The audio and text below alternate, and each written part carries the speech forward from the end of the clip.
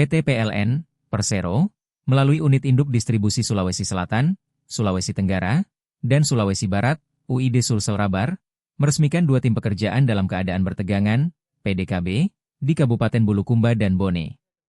Langkah ini bertujuan meningkatkan keandalan jaringan 20 kafe di wilayah Sulselrabar yang terus berkembang kebutuhan listriknya.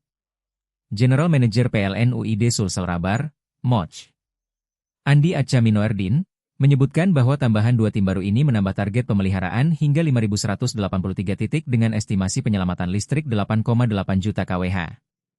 Sebelumnya, target 2023 dengan 6 tim PDKB dari 6 AP3 hanya 4.589 titik dengan besaran 8 juta kWh, ujar Andi dalam pernyataannya.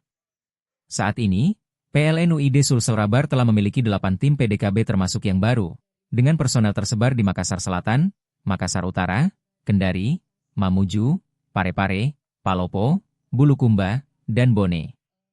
Setiap tim melakukan pemeliharaan jaringan dengan metode berjarak, yaitu teknik bekerja dalam keadaan bertegangan menggunakan APD dan alat isolasi khusus. Download Tribun X sekarang, menghadirkan lokal menjadi Indonesia.